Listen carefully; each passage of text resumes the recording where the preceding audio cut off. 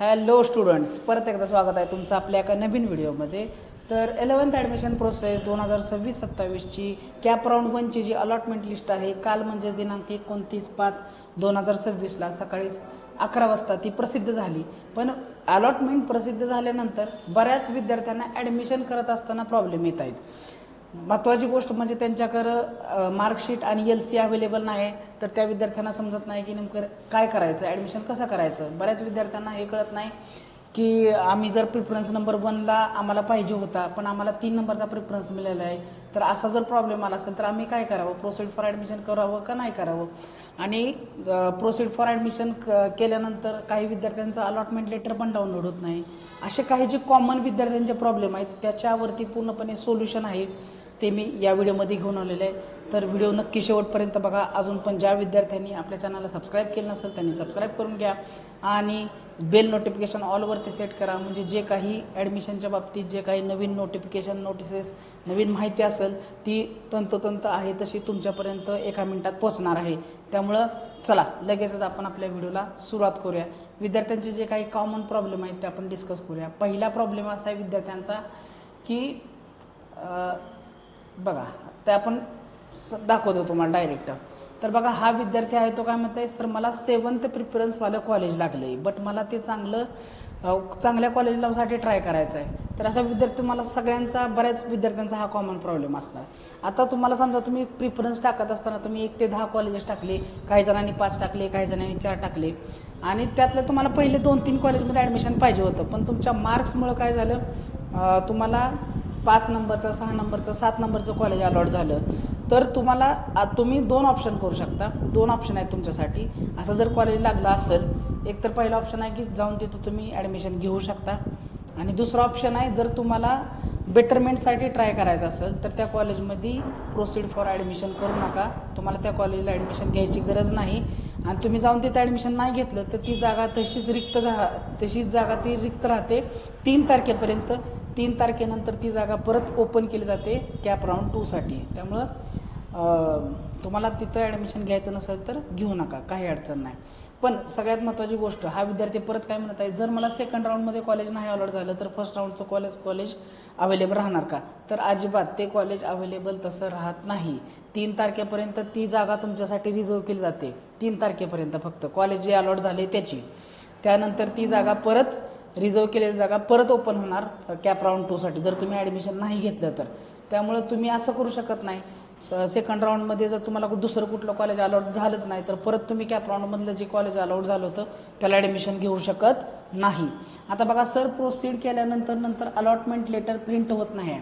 तर मी तुम्हाला आता सांगतो, सगळ्यात महत्त्वाची गोष्ट, ओपेरा मिनी हे ब्राउझर वापरा किंवा तुम्ही दुसरे वेगवेगळे ब्राउझर ट्राय करा. त्या ब्राउझरवरनं तुमचं अलॉटमेंट लेटर डाउनलोड होईल. आता ठीक आहे, तुम्हाला अलॉटमेंट लेटर कसं डाउनलोड करायचं किंवा प्रोसीड फॉर ॲडमिशन कसं करायचं, कुठले डॉक्युमेंट्स अपलोड करायचे त्याच्या बाबतीत आपण एक व्हिडिओ बनवलेला आहे. त्याची लिंक तुम्हाला डिस्क्रिप्शन बॉक्स तसेच तुम्हाला आय बटनमध्ये मिळून जाईल. तो कालच व्हिडिओ आपण अपलोड केलेला आहे.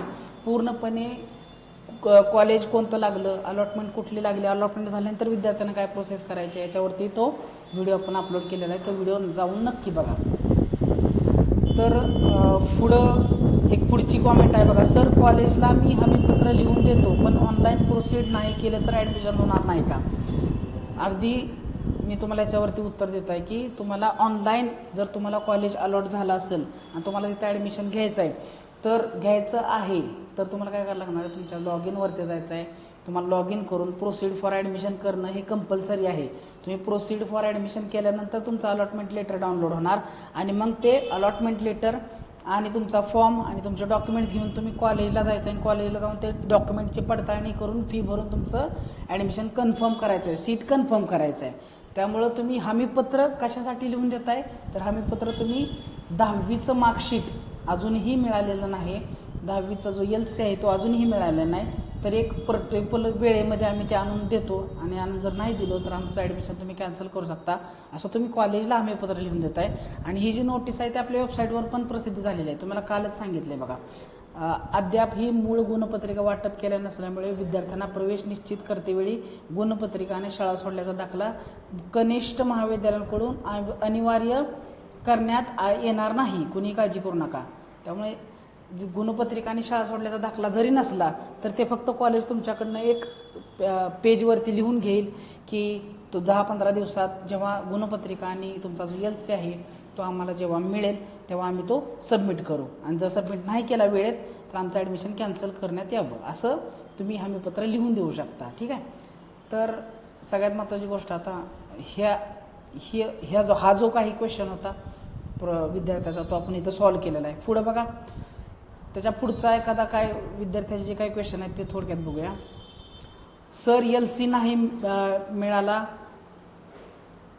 सर LC नहीं मिला है, क्या करे, LC की पोजीशन में अंडरटेकिंग डाल दो.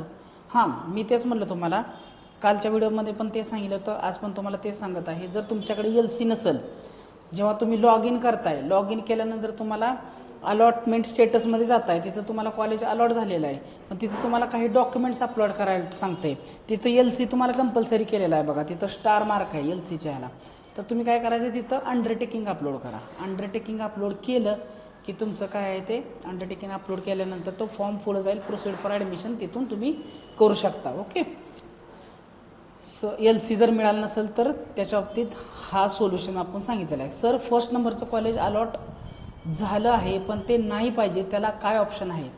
जर तुम्हाला फर्स्ट नंबरचं कॉलेज अलॉट झालं असेल आणि तुम्हाला ते नाही पाहिजे, तर सगळ्यात महत्त्वाची गोष्ट तुम्हाला आधी सांगितलं होतं, तर फर्स्ट नंबरला असं कॉलेज टाकूच नका ज्याच्यामध्ये तुम्हाला ॲडमिशन घ्यायचं नाही. त्याच कॉलेजमध्ये फर्स्ट प्रिफरन्स टाका, दुसरा प्रिफरन्स असे टाका ज्याच्यामध्ये तुम्हाला ॲडमिशन घ्यायचं आहे. पण ठीक आहे, तुम्हाला जर आता प्रॉब्लेम झालेला आहे, तुम्हाला ते नाही पाहिजे, तर तुम्ही त्या कॉलेजमध्ये प्रोसीड फॉर ॲडमिशन करू नका. प्रोसीड फॉर ॲडमिशन करू नका. कॅप राऊंड पार्ट 2 मधून तुम्ही ॲप्लाय करू शकताय. वेगवेगळ्या कॉलेजची नावं, ज्याच्यामध्ये तुम्ही ज्या कॉलेजची नावं ॲड करा त्या कॉलेजमध्ये तुम्हाला ॲडमिशन घ्यायचं आहे, त्याच कॉलेजची नावं ॲड करा. Sir cap form status incomplete आहे, मग अलॉटमेंट लिस्ट दिसणार नाही का? एकदम बरोबर आहे. तुम्हाला अलॉटमेंट लिस्ट कशी दिसणार? जर तुमचा कॅप फॉर्मचा स्टेटस जर हा इनकम्प्लीट असेल तर तुम्ही ह्याचा अर्थ कॅप राऊंड 1मध्ये तुम्ही पार्टिसिपेट करत असताना तुम्ही फॉर्म लॉक केलेला नाही, आणि फॉर्म लॉक न केल्या कारणाने तुम्हाला अलॉटमेंट अजिबात दिसणार, तुमची अलॉटमेंट होणारच नाही. बरोबर आहे.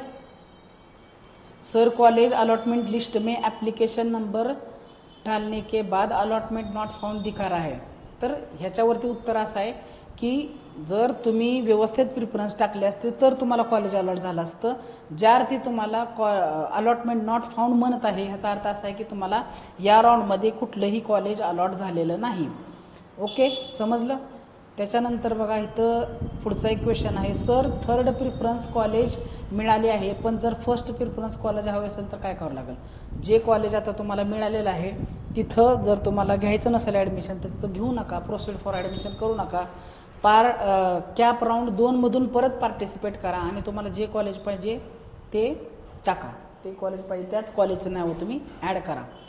आणि सगळ्यात महत्त्वाची गोष्ट, तुम्ही आत्ता जो कट ऑफ लागलेला आहे तो बघा. कट ऑफ काय लागलेला आहे, म्हणजे समजा आता पर्टिक्युलर कॉलेजला कट ऑफ जर हा 460 लागला असेल आणि तुम्हाला 450 मार्क्स आहेत, तर ह्याचा अर्थ काय आहे की पुढच्या राऊंडमध्ये 10 मार्क्ससाठी मेरिट खाली येऊ शकतं.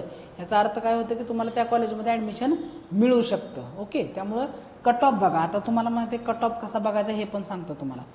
जर तुम्ही आपल्या वेबसाईटला आला तर इथं ऑप्शन आलेला आहे बघा, cut off list. Cut off लिस्टला क्लिक करा. 25-26ची बघू नका, 26-27ची बघा. आत्ताचा कट ऑफ बघा. आणि ह्याला जर round 1 cut off list click केलं ही तर तुमची फाईल डाउनलोड होते. फाईल डाउनलोड झाल्यानंतर तुमचं जे कॉलेज आहे त्या कॉलेजमध्ये किती कट ऑफ लागला हे सर्च करायचं असेल तर तुम्ही इथं कंट्रोल F करायचं. तर मग राजाराम COLLEG राजाराम कॉलेज टाकलं तर आपल्याला पर्टिक्युलरली त्या कॉलेजमध्ये किती कट ऑफ लागलेला हे इझिली बघू शकता तुम्ही. आता हे सर्च होत नाही, तुम्ही सर्च करू शकता, डायरेक्टली असं सर्च करू शकता. तुमच्या एरियामधले सगळे कॉलेजेसमध्ये प्रत्येकी सायन्ससाठी, कॉमर्ससाठी आणि आर्ट्ससाठी किती कट ऑफ लागला हे तुम्ही इझिली बघू शकता.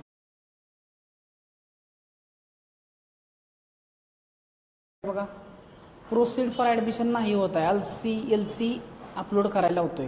प्रोसीड फॉर ॲडमिशन होत नसेल तर तिथं तुम्ही अंडरटेकिंग अपलोड करा. LCच्या जागी अंडरटेकिंग अपलोड करा, तुमचा फॉर्म पुढं जाईल. सर फर्स्ट प्रिफरन्सवालं कॉलेज अलॉट झालं आहे पण नाही ॲडमिशन करायचं.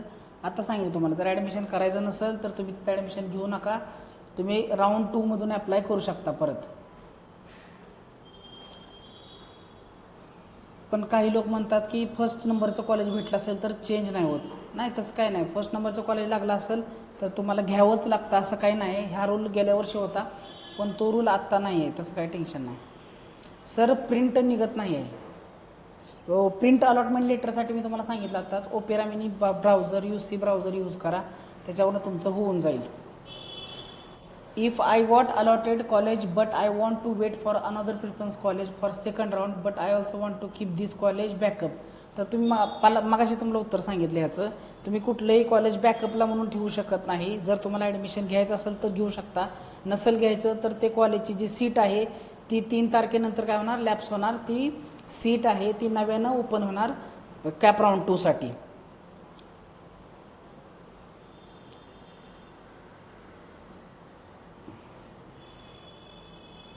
सर परत डॉक्युमेंट्स अपलोड करायचे का आणि नंतर लॉक? नाही, परत डॉक्युमेंट्स जे गरजेचे आहेत तेवढेच डॉक्युमेंट अपलोड करा. परत डॉक्युमेंट प्रिंट अलॉटमेंट होत नाही. सांगितलं मी तुम्हाला काय करायचं. मला एक कॉलेज अलॉट झालं आहे बट मला अजून चांगल्या कॉलेजसाठी ट्राय करायचे, मग माझी सध्या भेटलेली कॉलेजची सीट कॅन्सल होईल का? हो, तुमची भेटलेली सीट ही सध्या कॅन्सल होणार जर तुम्ही त्याच्यामध्ये ॲडमिशन नाही केलं तर. ठीक आहे. आय थिंक हेच. सर मी 22 मेला फॉर्म भरला पण अजून मला कॉलेज नाही लागलं आहे, मला अजून कॉलेजेस टाकायचे आहेत, तर मग काय करून काही विजिट वगैरे ऑप्शन आहे का आजसाठी किंवा नंतर वगैरे? सर तर बघा, तुम्हाला जर नव्यानं कॉलेज ॲड करायचे असतील तर तुम्हाला 6 तारखेनंतर 7 तारखेला किंवा 8 तारखेला तुम्हाला रजिस्ट्रेशन, तसंच पार्ट 1 फिलअप करणं, पार्ट 1मध्ये दुरुस्ती करणं, पार्ट 2मध्ये कॉलेजेस ॲड करणं, हे तुम्हाला राऊंड 2मध्येच होणार डायरेक्ट आता. तर राऊंड 2मधून तुम्ही ट्राय करू शकता. सर मॅनेजमेंट कोटासाठी काय प्रोसेस आहे आता? मॅनेजमेंट कोटासाठी आता सध्या अशी प्रोसेस आहे की विद्यार्थ्यांनी काय करू शकतात,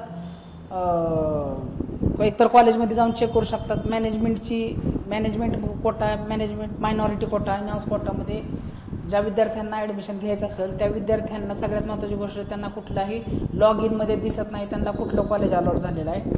त्यांना एकतर कॉलेजमध्ये जाऊन बघावं लागेल किंवा कॉलेजवाले तुम्हाला स्वतः फोन करतील की आमच्याकडं तुमचं अलॉटमेंट झालेलं आहे, तर येऊन डॉक्युमेंट पडताळणी करून तुमचं ॲडमिशन कन्फर्म करा. नॉन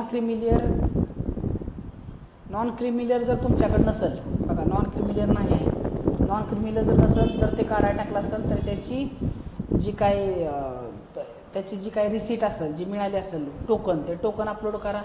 किंवा तुम्हाला जर ते अजून काढायला टाकलं नसेल तर तुम्ही हमीपत्र अपलोड करू शकता.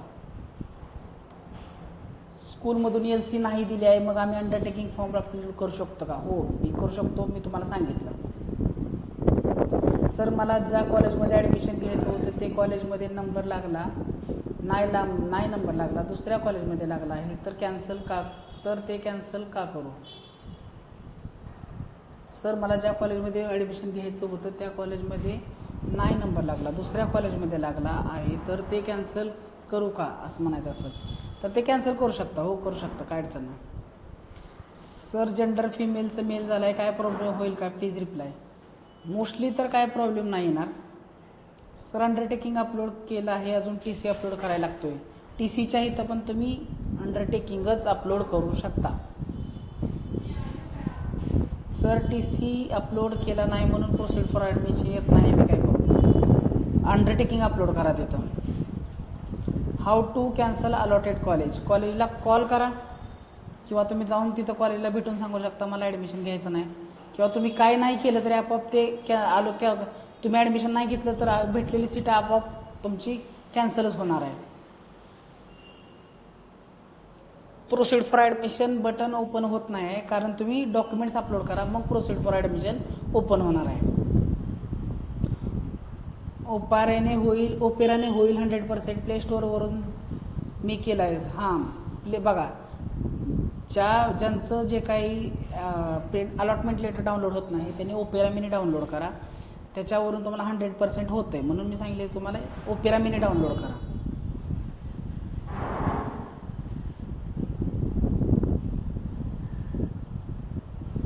आय होप सगळ्यांचे क्वेश्चन्स जे आहेत त्याचे उत्तर मी तुम्हाला दिलेले आहेत. जर अजून तुमचे काही प्रश्न असतील तर तुम्ही मला कॉमेंट बॉक्समध्ये विचारू शकता, किंवा तुमचे अजून काही प्रॉब्लेम असतील तर तुम्ही मला इंस्टाग्रामवरती रीच आउट करू शकता. त्याची लिंक तुम्हाला आपल्या डिस्क्रिप्शनमध्ये मिळून जाईल. ठीक आहे. Thank you one and all for listening patiently. आपण भेटूया एका नवीन व्हिडिओमध्ये.